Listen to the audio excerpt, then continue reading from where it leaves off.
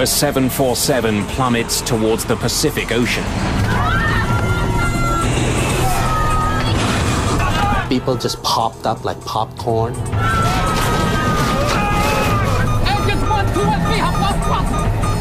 This airplane is totally out of control. It is going to crash. In 2 minutes, China Airlines Flight 006 drops 10 kilometers through the clouds. Airspeed 270, 280, 290. The plane begins to tear itself apart as it spirals towards the sea.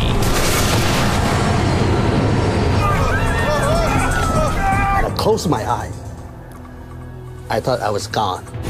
Altitude 15,000 feet, 12,000 feet, 10,000 feet. Emergency, emergency.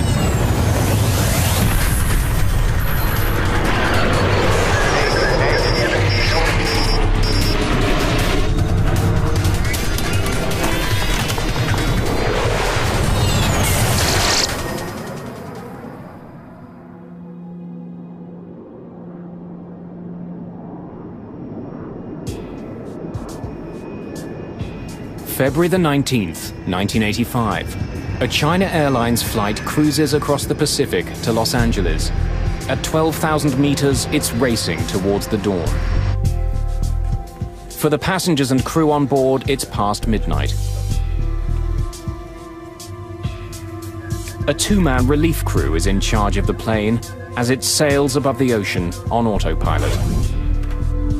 The main crew gets several hours off in the middle of the trip, so they're rested for the landing.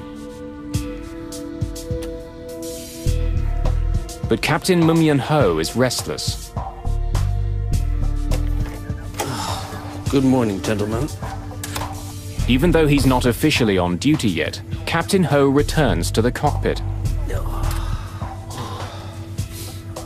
Thought I'd keep you company. The captain isn't the only one up. Best friends Sexan Canyo and Alex Knoll have something to celebrate. I feel like I'm in first class. It's Sexan's 30th birthday. I had the longest birthday because I just gained my 12 hours back. And we've been drinking champagne, celebrating 41,000 feet in the air. You know, not too many people get to do that. Bill Peacock is in first class.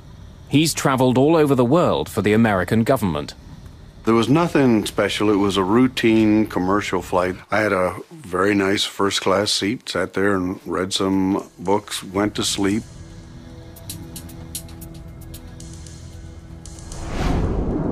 By now, the plane is nearing the coast of California.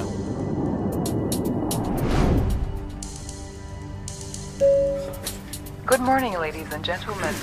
We will shortly be serving you breakfast. For those of you who wish to adjust your watches, the local time in Los Angeles is now 7 a.m. Sleep well? Very well, sir. Thank you. Good morning, Captain. After their 5-hour break, the flight crew is reunited in the cockpit. Soon after, the plane runs into some stiff winds. Ladies and gentlemen, this is your captain speaking. We're experiencing some light air turbulence. Please fasten your seatbelt. The autopilot is set to keep the plane flying at 470 kilometers an hour. But with the wind blowing hard, it's increasingly difficult to maintain the speed. For the crew, the bumpy ride suddenly gets more worrying. Engine 4 is giving us weak thrust. There's a problem with one of the engines. The flight engineer throttles up the engine, but it doesn't respond. We're losing speed.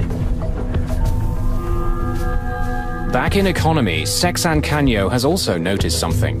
You notice the light in that wing isn't flashing anymore. So why? I thought there was some light blinking at the tip of the wing. Looked like a cone. But when I look back this time, I didn't see no cone. Oh, the light in that wing's still flashing. Think you had a few, buddy. Have a seat. In the cockpit, The strange situation suddenly gets much worse. Engine 4 flamed out. The fourth engine stops working completely. Take a look at engine out procedures. Work out a 3-engine cruise altitude. Yes, The problem with the fourth engine isn't a complete surprise. At the pre-flight briefing, Captain Ho was told that a repair crew had worked on engine 4 before the flight. Perhaps the engine still wasn't working properly. We had a snag advisor on engine 4 before we took off. Yes, sir. Maybe that's it. Without the fourth engine, the plane continues to slow down. Airspeed 240. Call Auckland Center and request a lower altitude. Auckland Center. Dynasty 006. Requesting new altitude. Dynasty 006, stand by.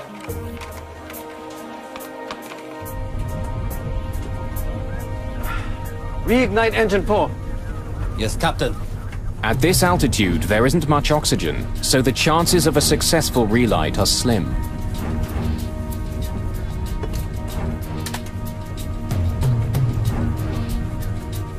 No response, Captain.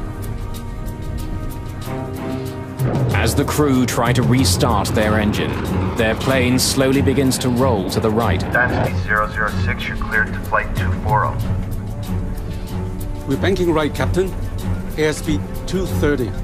As the plane continues to turn and slow down, it's in danger of stalling. Altitude hold off. Nose down. Hoping to increase his speed, Captain Ho tries pushing the plane's nose down. Nothing the crew does seems to help. Their jet is banking more and more steeply. Dynasty flight 006, Oakland Center, how do you hear me? Airspeed 220. We're banking right, Captain. I'm disengaging autopilot.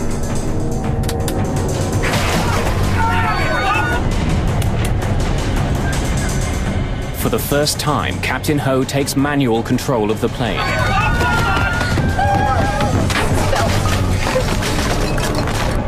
He struggles with the controls, but the plane has veered into thick cloud, and he can't see the horizon as he tries to keep his jet level. I've lost ADI. The ADIs have malfunctioned. It's going out of limits. Just minutes after their fourth engine stopped working, the China Airlines flight suddenly stalls and begins falling from the sky.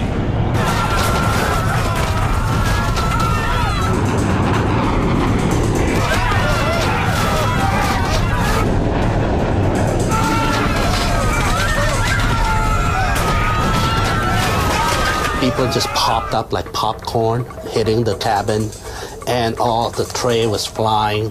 Hot tea, pots, noodles, and all the luggage in the compartment were hitting people.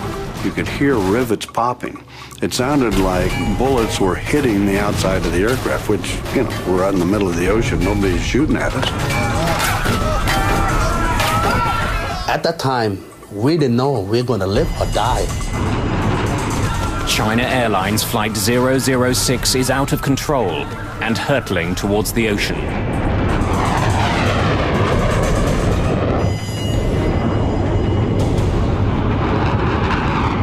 A China Airlines jet is tumbling out of the sky. After losing power to one engine, the jet is spinning out of control. It's dropping fast, straight towards the Pacific Ocean.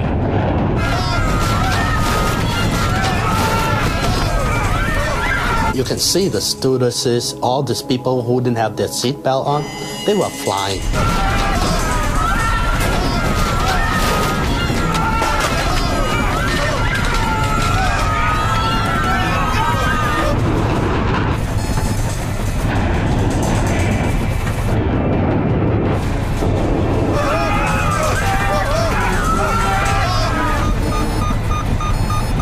Dynasty 006, Oakland Center, how do you hear me? The crew are stunned, blindsided by their jet's bizarre behavior. Engines 1, 2, and 3 have lost thrust.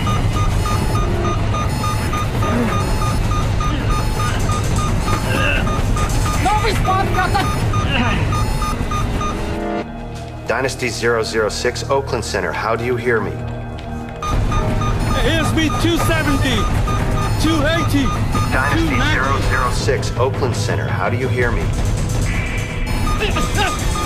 Struggling against the plane's wild motion, the flight engineer tries again to restart his fourth engine.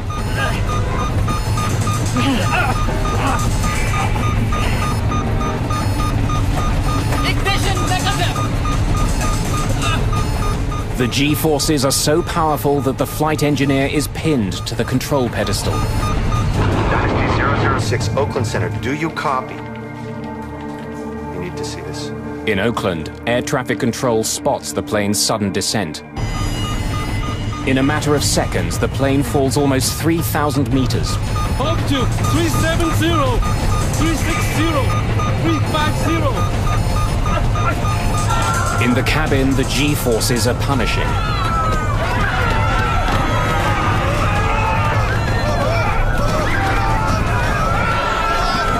I closed my eye. I thought I was gone. I thought the plane just blew up in the mid-air. The plane is about to exceed its maximum speed. Approaching VMO. Tumbling madly through the clouds, the 747 finally starts to pull out of its nosedive.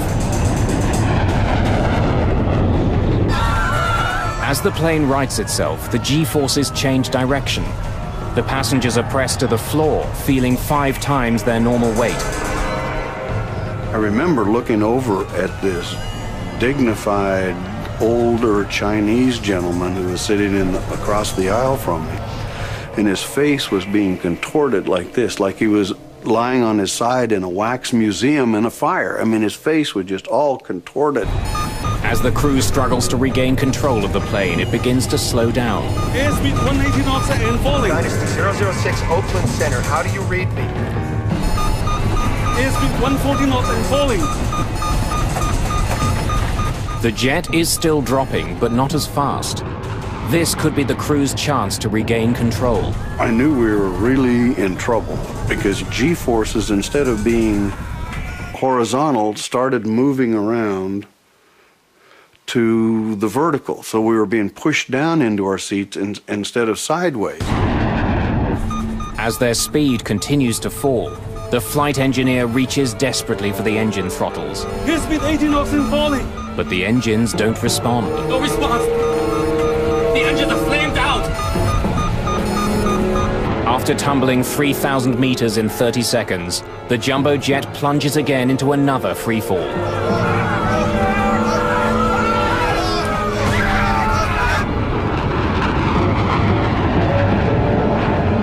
And the second time when it went down, this time it's plunge. I mean, it went down. The change is swift. Once again, the passengers feel pulled towards the nose of the plane. You know, this airplane is totally out of control. It is going to crash. And stuff were sliding around and flying around and shoved to one side and then shoved to another side. So it was kind of like being on a boat that gear is broken loose and it's just going back and forth with the waves. Ugly.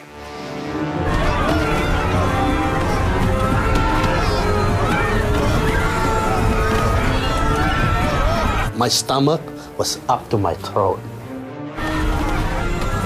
You smell people urinating in their pants. I really made peace with the Lord. And I said, to myself, I said, I've really had a wonderful life. If this is the end, I'm ready to do it. Up to 250. Airspeed 290. As the plane spins towards the ocean, the airspeed increases rapidly.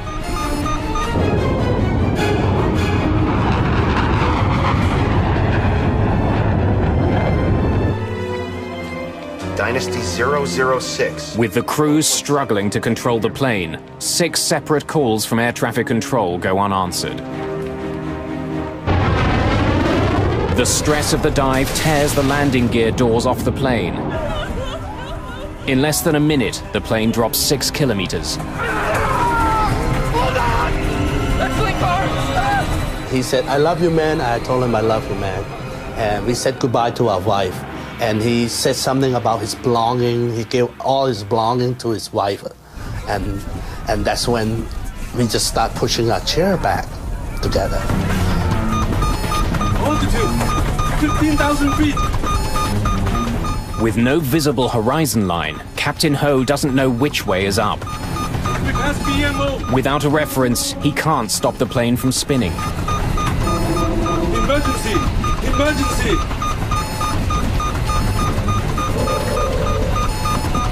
After blindly plunging thousands of meters, the plane finally breaks free from cloud. And when this thing was falling down, it looked like you have a magnifying glass and you went like that, and all of a sudden the white water break becoming closer and closer, faster and faster. It's like incredible, and we thought we were going to die. Altitude, 12,000 feet. As he struggles for control, Captain Ho has only 30 seconds before his crippled plane smashes into the ocean.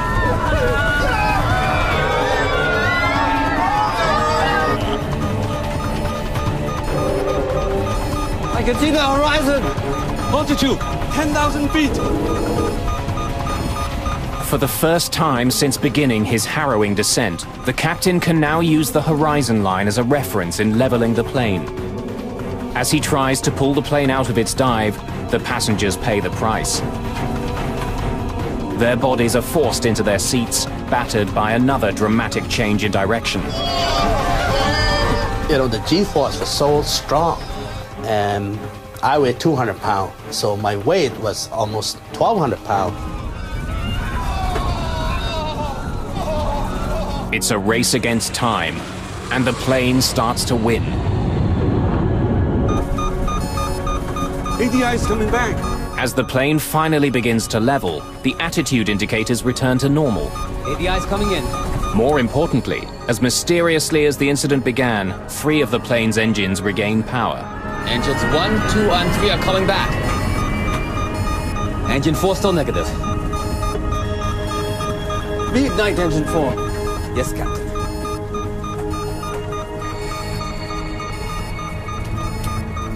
Once again, the flight engineer tries to reignite the 4th engine. But this time... Engine 4 reignited. For the first time in minutes, the plane is flying under control. They saved the airplane.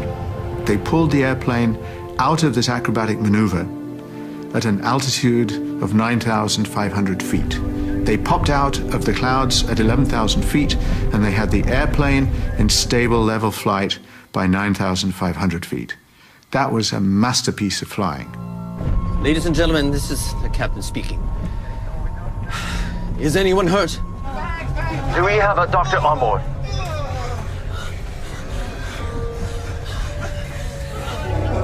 There's a gentleman sitting behind me, all splattered with blood from hitting the compartment.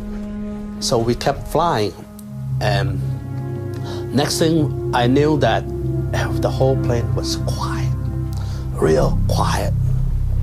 Nobody talked very much. If they talk, we're whispering, because we don't know, we still don't know we're going to live or die. Dynasty 006 fell off my screen, but she's back now. A new controller, Brian Campbell, has taken over control of Dynasty 006. Dynasty 006, Oakland Center, do you hear me? Can you fly the plane? 006, we are flamed out. We are... Emergency. We are 9,000. 9,000. Roger, roger. We have radar contact. Oakland Center, Dynasty 006, we can control the aircraft. Roger, roger. Less than 10 minutes after the start of their problems, everything seems normal again. Request radar vectors to return to course. There really is nothing I can do to assist. He's the pilot, he's flying the airplane. I'm going to give him a safe altitude to descend to. I'm giving him a destination. It appeared to me that he was well in control of his aircraft. Dynasty 006, Oakland Center. Are you declaring an emergency? Do you want to divert to San Francisco? Negative, Oakland Center. Condition normal now. We will continue to Los Angeles. Air traffic control clears the plane to climb to 10,500 meters. But a new problem soon arises. Roger, Oakland Center. Captain, our landing gear is down and walk. Can you bring them up? Negative. The hydraulic fluid in System 1 is empty. For some reason, the plane's landing gear is down. Hydraulic fluid, which controls the gear and many other parts of the plane, is also leaking away. Oakland Center, Dynasty 006, request new clearance to maintain flight level 270. Dynasty 006, Oakland Center. Do you have injuries? Stand by, Oakland Center. Sir, are you okay? My head. One passenger has suffered serious injuries, and 24 others have cuts and bruises. 006, we have at least 2 injuries on board. Dynasty 006, Oakland Center. Are you declaring an emergency? Do you want to divert to San Francisco? Stand by, Oakland Center.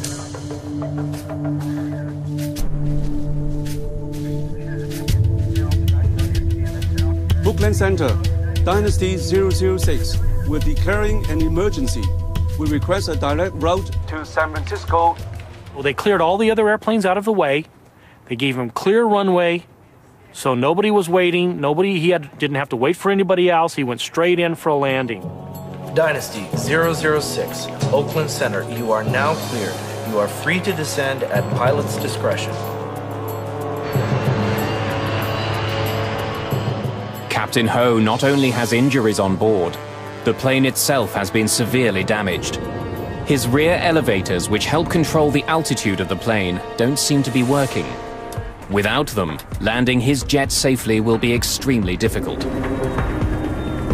The problem is, it's a very big airplane and it responds very, very slowly, and you just might not do it before you run out of air. You might hit the ocean. What you need is a very cool head. Captain Ho must now land using varying amounts of engine thrust. After pulling the plane out of its terrifying dive, if he makes one mistake, Flight 006 could still end in disaster.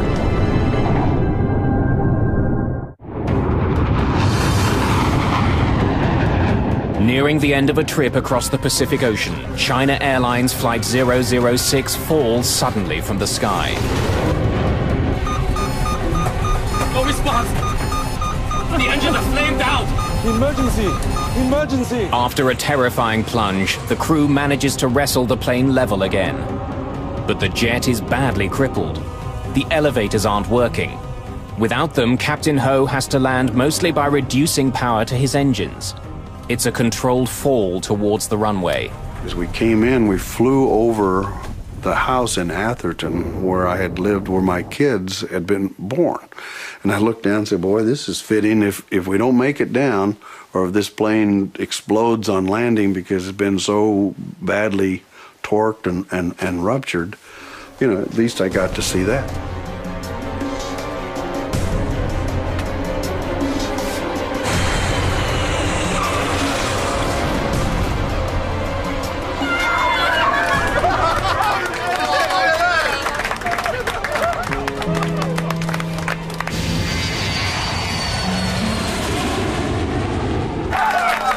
He made one of the best landings I've ever seen. I mean, it was just perfect touchdown.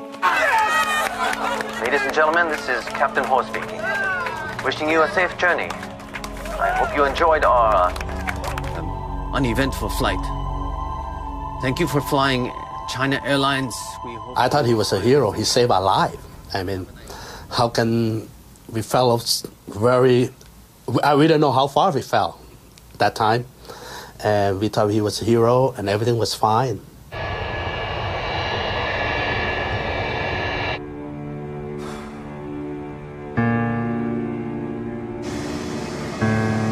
On the ground, the full extent of the damage to the plane can be seen. I saw this enormous piece of extremely complicated machinery that is much larger than most buildings, sitting there on the tarmac with bits ripped off it.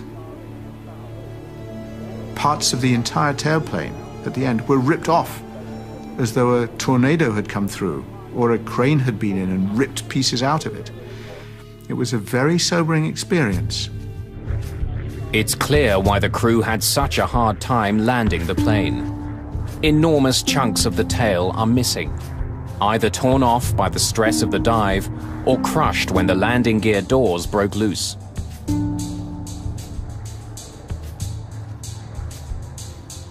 If the damage had been much more severe, the crew wouldn't have been able to regain control of their jet.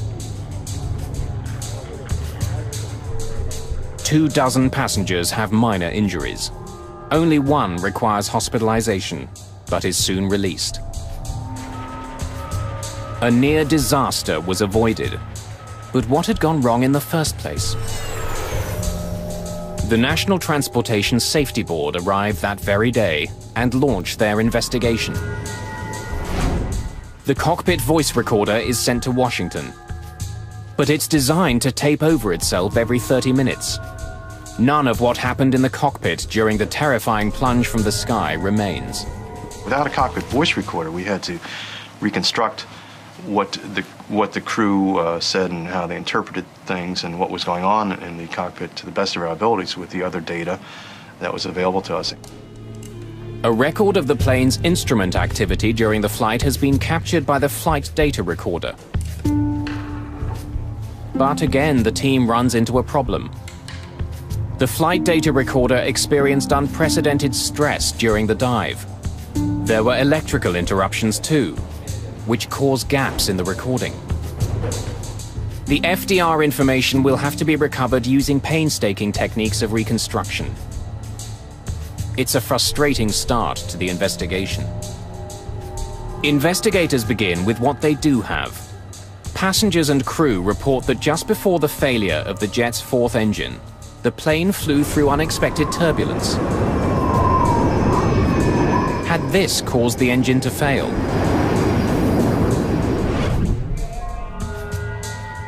Satellite weather maps revealed that there was indeed heavy air turbulence over the Pacific. But it wasn't severe enough to cause engine failure. The jet's 4 engines are tested and studied. Even after the horrific dive through the sky, they're found to be in working order. However, given the previous history of problems with Engine 4, it receives particular scrutiny. They had an anomaly with one of the engines. They believed that the engine had flamed out or that there was something seriously wrong with the engine. The wear on a small throttle valve trimmer is measured. It's worn down by only 4/1000th of an inch, but that's enough to restrict the fuel flow to Engine 4. Engine 4 is giving us weak thrust. Investigators determined that at 12,000 meters, Engine 4 did indeed deliver weaker than normal thrust. It's known as a hung engine. The aircraft logbook reveals that Engine 4 had been written up on 2 previous occasions just the week before. Perhaps the engine wasn't properly fixed, which led to the China Airlines mishap. The NTSB decided to dig deeper into the history of maintenance on Engine 4. We had a snag advisor on Engine 4 before we took off. Yes, sir. Maybe that's it. But after weeks of investigation, the NTSB concludes that the engine didn't need to be replaced. All the repairs were done according to the book. A faulty engine was not the cause of the accident. And even with the loss of one engine, the plane shouldn't have been in immediate danger. Engine 4 flamed out. A 747 is designed to fly on only 3 engines. The loss of thrust on a 4-engine airplane is a minor event. It's an event, you have to take care of it, but the airplane is easily retrimmed and the airplane will fly on 3 engines with no difficulty. We're banking right, Captain. Airspeed 230. The airplane is perfectly capable of flying. It's not as efficient because it's got this big, round, drag-producing device out there, not producing any thrust. But given that it's not going to get quite so many miles per gallon, otherwise it's perfectly flyable. Take a look at engine out procedures. Work out a 3-engine cruise altitude. Yes, Captain. There are standard procedures to follow in the case of an engine failure. But the crew of the China Airlines flight hadn't followed them. They tried to reignite the engine immediately instead of descending. Reignite engine 4. Yes, Captain. They attempted to restart much too high. You are supposed to attempt to restart an engine only below 30,000 feet. They were at 41,000. What is a little curious to me is why they didn't use the normal relight procedure. They were starting to try to relight the engine at altitude, and that would likely not relight. No response, Captain. It's a mistake, but it shouldn't have led to the plane spiraling out of control. So how had a manageable problem turned into a near disaster? I've lost ADI. The ADIs have malfunctioned. It's going out of limits. To get more information on what was happening in the cockpit, investigators interview the flight crew. I heard the captain report the ADI was lost. And then I saw the standby ADI was also going out of limits. The crew tell investigators that their ADIs, which measure how level the plane is, weren't working. They could have said, this can't possibly be right. And looking at their indicators, can't possibly be right, and therefore they must have failed. The attitude indicator had indicated a position so implausible that it looked like it had to be a failed instrument. This couldn't be what the plane was really doing. But in fact, when the ADIs are studied by the NTSB, they're all found to be perfectly normal. When we started banking right, engine 4 was already flamed out. We started to descend faster, and engines 1, 2, and 3 also failed. Engines 1, 2, and 3 have lost thrust! NTSB investigators are even more confused when the crew tells them that all of their engines had failed. No response, Captain! With the exception of engine 4, the flight data recorder indicates that the other 3 engines were working the entire flight. Ignition negative! If the engines had all failed, there would have been a host of other problems, such as cabin depressurization, but that didn't happen. Engines 1, 2, and 3 are coming back. Finally, when we descended lower in altitude, 1, 2, and 3 came back, and we were able to reignite engine number 4. Engine 4 reignited. At the end of the dive, the crew had the plane under full power. It was a remarkable recovery. But to investigators, it's a puzzle. The story the crew is telling doesn't match up with the evidence they've uncovered.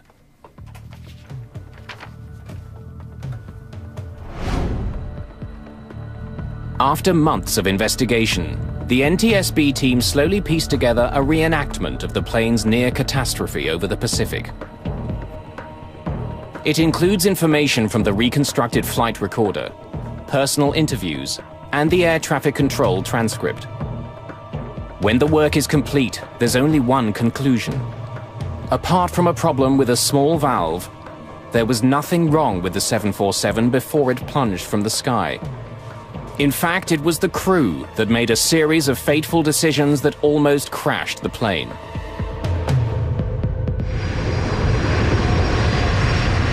Just after 10 o'clock Pacific time, engine 4 starts to lose thrust. Engine 4 is giving us weak thrust.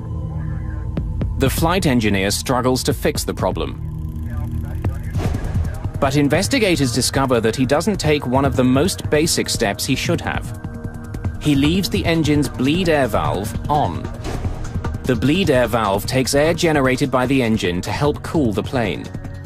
When an engine isn't working properly, the valve is supposed to be closed, so the engine can use all available air to restart. It's a little puzzling that the flight engineer didn't shut off bleed air. And in my mind, the most likely reason for it is that he didn't expect to be told to restart the engine at 41,000 feet. And so when the captain instructed him to try some restarts, he just kind of wasn't ready with his checklist. He was doing something out of order. And that's why it didn't occur to him to shut down the bleed air. The end result is that the engine, which is slow to start, won't start at all. Unwittingly, the flight engineer has started a ticking clock. Engine 4 is slowly losing its ability to stay lit. We're losing speed. With more engine power on the left wing than the right, the China Airlines flight begins turning. In order to keep it from turning to the right, the proper thing to do would have been to step on the rudder. That would have produced a twisting force, so to speak, that would have overcome the imbalance of the engines. But instead of adjusting the rudder himself, Captain Ho continues to let the autopilot fly the jet. The autopilot is designed not to move the rudder. The autopilot can adjust the ailerons and spoilers on the plane's wings, but these flaps aren't strong enough to overcome the imbalance that the plane is experiencing. Without the help of the rudder, the plane's turn becomes steeper and steeper. Now, it's possible that he'd forgotten that the autopilot didn't use the rudder. He may have been assuming all along that the autopilot was just flying the airplane the way a human being would have, which it wasn't. Engine 4 flamed out. Investigators discover that after losing power to his fourth engine, Captain Ho continues to leave the autopilot on. He doesn't take complete control of the plane. He doesn't adjust the plane's rudder with his left foot. Airspeed 240. He didn't use the rudder to compensate for the lack of thrust on the right outboard engine. The airplane started to lose speed, and one thing led to another, and in the end, it was really that little error of airmanship, the failure to step on that left rudder pedal, that triggered everything else. Reignite engine 4. Yes, Captain. Rather than taking control of flying the plane, Captain Ho's attention seems to be focused on his engine problem, something that his flight engineer could handle on his own. No response, Captain. It's really critical that attention be paid to flying the airplane. But it's happened over and over again in aviation that the crew gets focused on a problem with a system, in this case an engine, but it could have been a light bulb, it could have been any other malfunction. And if everybody's focused on that and nobody is flying, then they're not prepared for what's happening to the airplane. The plane enters a critical moment. It's about to flip on its side and enter a nosedive. The NTSB believes that the captain was concentrating on his airspeed indicator, but seemingly fails to notice the instrument directly beside it, his attitude indicator. This instrument would have warned him that his plane was starting to roll alarmingly to the right. They concentrated on one part of the phenomenon and lost the full picture. And as they lost the full picture, they lost apparently a very important part of any instrument flying, which is the scan. You look at all of the primary instruments, one after the other, and whatever is going on, you look at them all constantly. During the plane's nosedive, it flies through thick cloud. With no visual horizon as a reference, the flight crew must trust their instruments to level the plane. I've lost ADI. Instead, what investigators believe happened is that the crew became spatially disoriented. They decided that their instruments were failing. They simply didn't believe what they were seeing, and they thought they had lost their attitude instruments. They hadn't lost their attitude instruments. The airplane was, in fact, embarking on an aerobatic maneuver. The most probable reason for all three crew members believing something so unlikely as that all attitude indicators could malfunction in the same way at the same time is that the way in which they malfunctioned was so unexpected and strange that it didn't seem to correspond to any possible thing that the airplane could be doing. The airplane had in fact rolled over on its back and gone into a vertical dive, and that's something that Boeing 747s don't typically do. As the plane begins tumbling towards the ocean, another critical lapse in judgment occurs. The standby ADI was also going out of limits. I tried to restart. During interviews, the flight engineer told the NTSB that all 3 of the plane's working engines failed. We started to descend faster, and engines 1, 2, and 3 also failed. But the flight data recorder shows that in fact, they were still working. In the heat of the crisis, the engineer had made an enormous mistake. Engines 1, 2, and 3 have lost thrust! The investigation reveals that as the plane fell, the thrust in each engine was indeed reduced dramatically. But the cause wasn't engine trouble. The engine throttles had been lowered to idle in an attempt to slow the furious fall of the jet. It was something the engineer missed in the chaos of the dive. You can understand why the flight engineer might have been confused about this situation if he had not seen the captain pull the power to idle on the engines. He would reasonably assume that the fact that they went to idle was a problem rather than intentional. Investigators also believe that they know why the engines didn't give the crew more power when the engineer tried to throttle them up. The cold temperatures at 9,000 meters would stop them from responding quickly. No response, Captain! But in the heat of the moment, the engineer could have taken their slow response as another indication that they failed. The NTSB discovers that indeed gauges in the generator panel behind the engineer showed that the 3 engines were still firing. Ignition negative! But the gravitational force became so powerful, the engineer couldn't look back.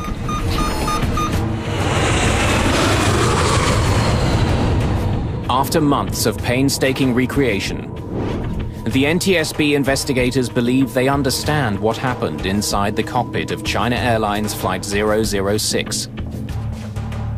But what they don't understand is why. The crew's medical records are examined. Was there something wrong with the captain that might explain the bizarre behavior? Nothing turns up. You know, that wasn't just the 3 Stooges who, won a trip on a 747 or something. It was a trained crew, highly experienced, thousands of hours. How could an experienced crew make so many fundamental mistakes? The investigators find the answers in the hours before the incident. What they uncover is a potential danger that affects pilots around the world.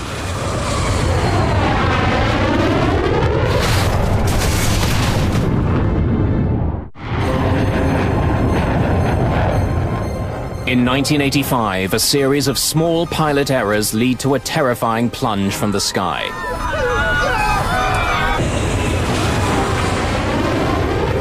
Spinning wildly out of control, a China Airlines flight tumbled 10 kilometers towards the Pacific Ocean. By the time the crew regained control, the plane was badly damaged. Amazingly, everyone on board survived. Investigators have uncovered a series of mistakes which nearly led to the death of everyone on board China Airlines Flight 006. But how could an experienced, well-trained and healthy crew make so many mistakes? The NTSB team decides to examine all of the factors affecting human behavior, including a new field of research.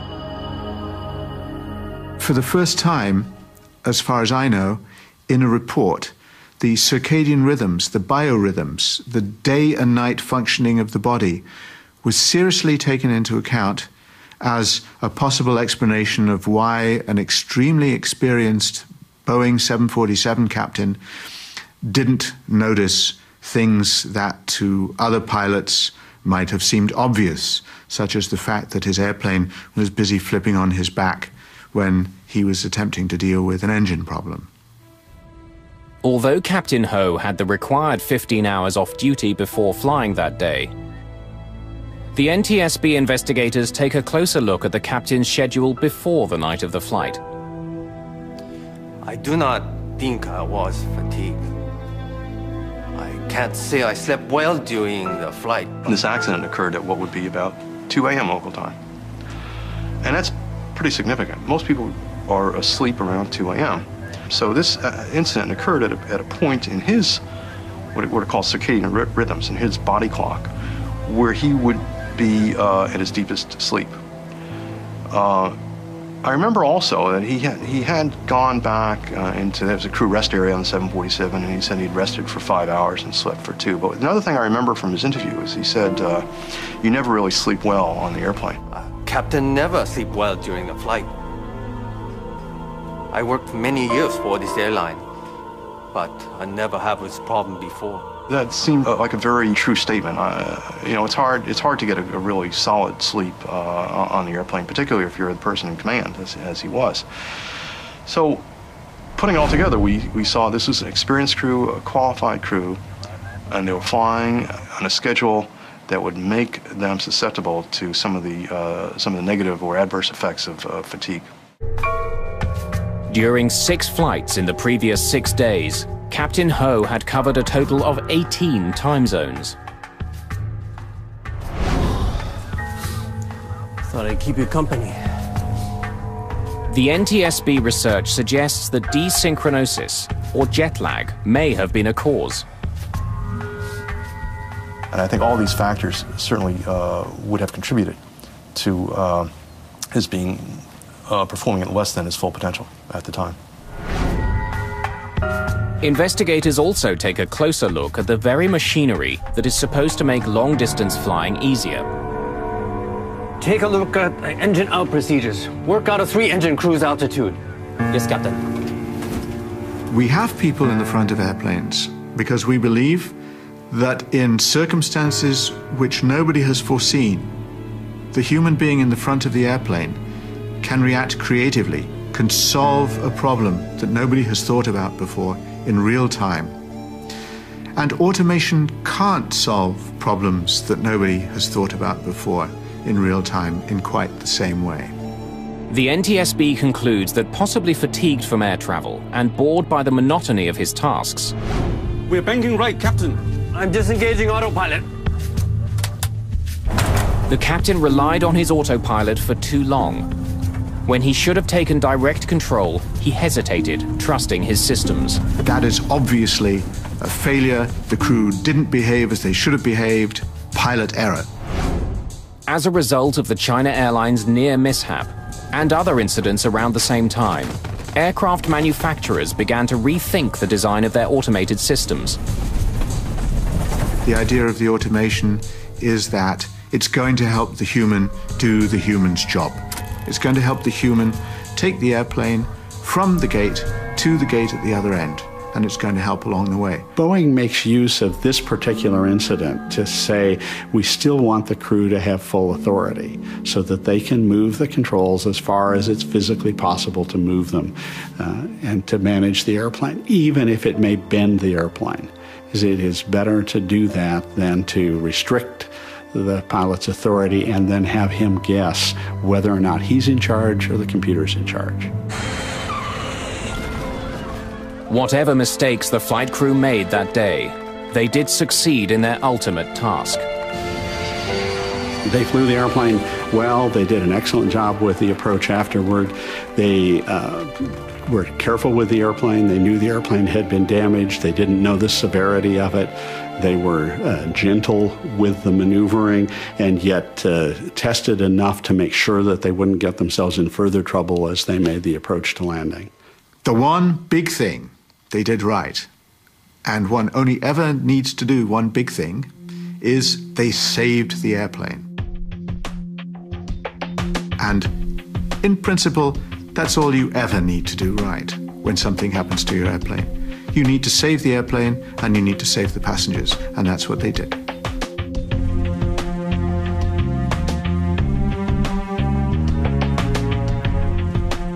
How can you forget something like that? That I survived through that. So it's hard for me to forget that I was lucky and it wasn't my time yet. The pilot saved our lives. He got us into it, but he got us out of it. And perhaps there was one other hero that day, the Boeing 747 itself. It was put through maneuvers and stresses that far outweighed its known limits. And yet, despite it all, the aircraft survived and landed safely.